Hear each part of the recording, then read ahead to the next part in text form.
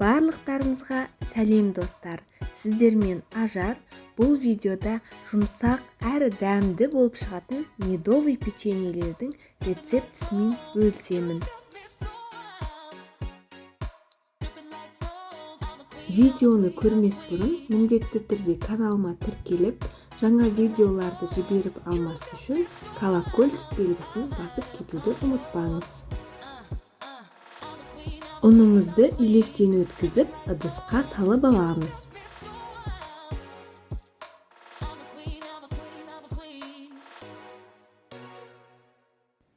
Бөлме температурасында тұрған сары майымызды ұнға салып, видеода көрсетілгендей қолдың көмегімен жақсылап араластырып аламыз.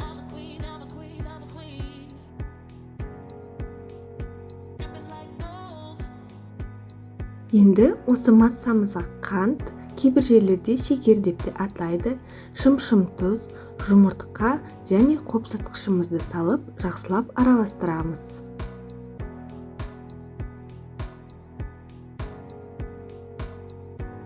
Мен жаңа бал қосуды ұмытып кетіппін. Енді балымызды салып, жақсылап қамырымызды араластыратын боламыз.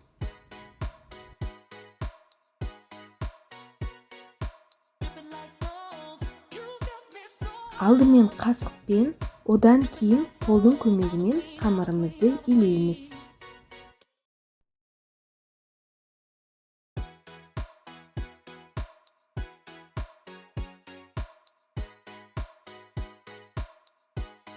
Қамыр қолға өте жабыспақ болып келеді, сондықтан шошымаңыздар. Қамырдың бетін сүлгімен немесе пищевой пленкамен жауып, тоңазытқышқа жарты сағатқа қойып қоямыз.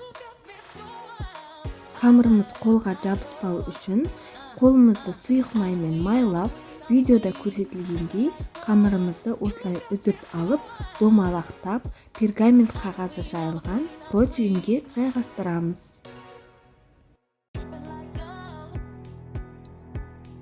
Барлық қамырымызды осылай домалақтап, противеньге тіземіз.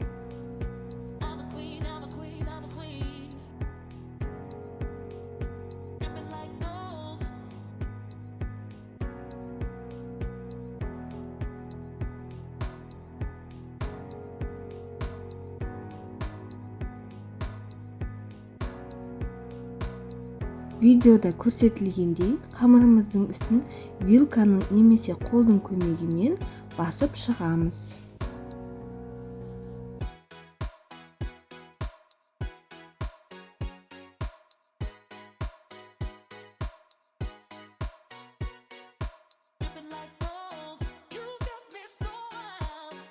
Дайын болған печеньелерімізді 180 градуста қызып тұрған пешімізге салып, шамамен 8-10 минуттай пісіреміз.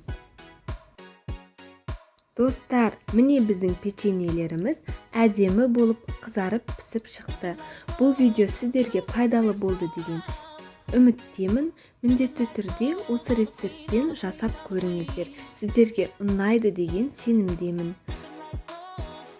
Бұл печеньелерді шаймен ішкен өте жақсы үйлеседі.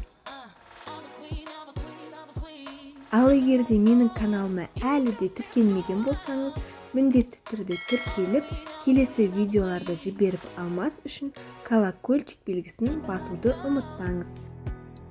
Сіздермен бірге болған мен Ажар. Келесі видеоларда кездескенше аман сау болыңыздар.